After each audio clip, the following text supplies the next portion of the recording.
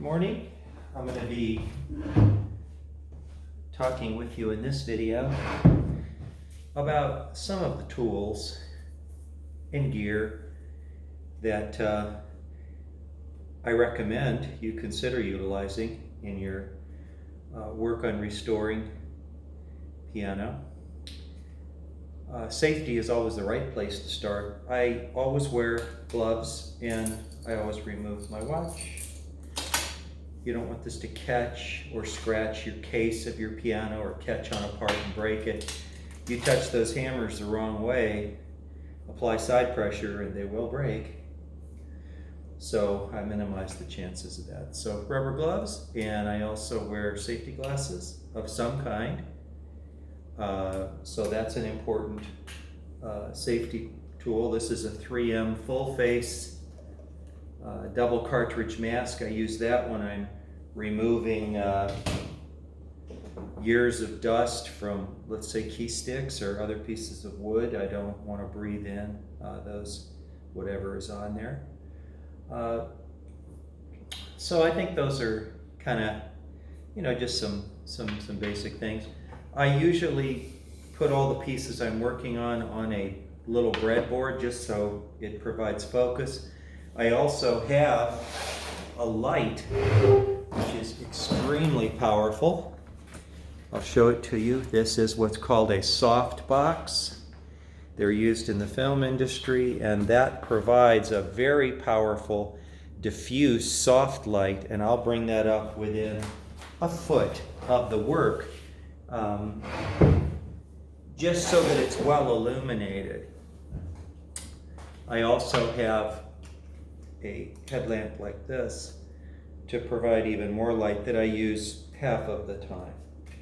So that's something. Well, let's get started with some of our tools.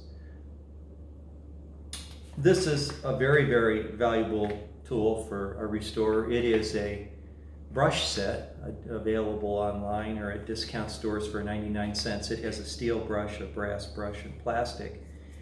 And I use the steel rarely on a piano, sometimes for steel springs, clean them up. The brass you can use on wood and you can use it on metal. I really use the brass ones, and the plastic, you can just kind of rub things with them, but it doesn't really do a whole lot.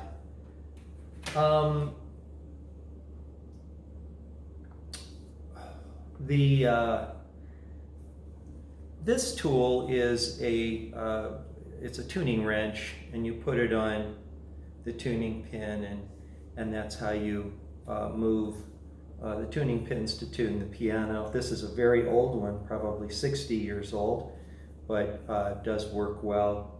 So this is kind of important so you can tune your piano. This is a very inexpensive chord chromatic tuner, set at 442 is the calibration, and you can then get your notes off of that. So there's that. As far as, from here, I have a little paintbrush just for the brush.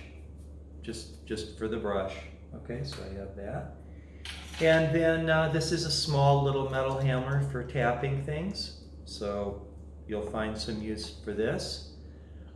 This is a tool that you use to adjust let off on the buttons on your rail. And you're going to need one of these, and I have a teeny screwdriver because the drop screw is quite small. So that's something that you definitely are going to want to have. This is a tool used to bend the back check. I find that very nice to have this dedicated tool. This is a capstan adjuster, universal.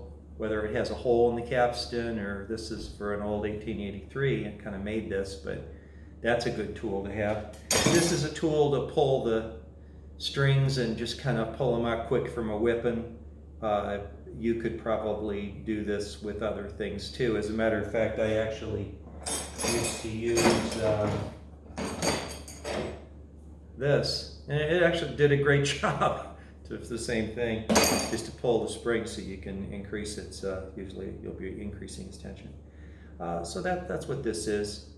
And this is a very important tool. It's the tool that fits the settings on the Whippins. It's a must-have tool. It's got a little slit, so you got to have one of those. And this is a very, very critical tool to have. It is a needling tool. It'll hold up to 4 of them. And this is used to needle all the felts that you want to needle. I actually rebuild felts at the bottom of the Whippins, and I also do the hammerheads with this. So that's a really great tool, and you'll be using this a lot when you go to voice your piano. I do have pliers. I don't use these very much actually, but I have them.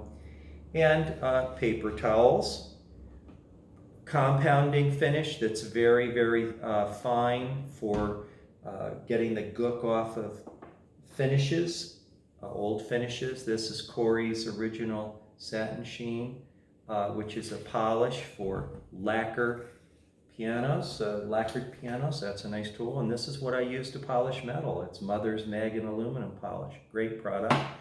I do use a set of chisels. Mainly I use this one just to scrape gook off the bed of the piano. Sometimes it's glue or whatever it's going to be. So that's something that that I use. This is another thing when I go to work and shape hammers. I use a block of stone, which is a 400, 800, 2 sides. And but you have to keep them in perfect condition. That's what this is, a diamond dresser. So you hit this with water and then you dress the sides, so when you use it, the sides are perfectly flat and in perfect condition. And this is another tool that I use. It's a hammer softener because I usually get very old pianos.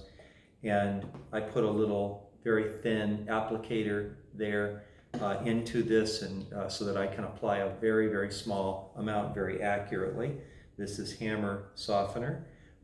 This one's made by Piano Tech Supply Company, and this is PTFE, which is Teflon powder. It is used usually on knuckles and also to lubricate the leather black checks.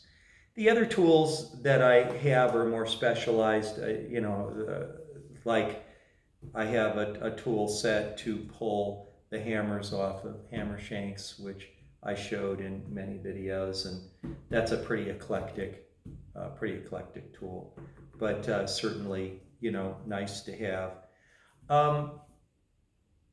So anyhow, that at least gives you some feel for, what kind of tools I'm using.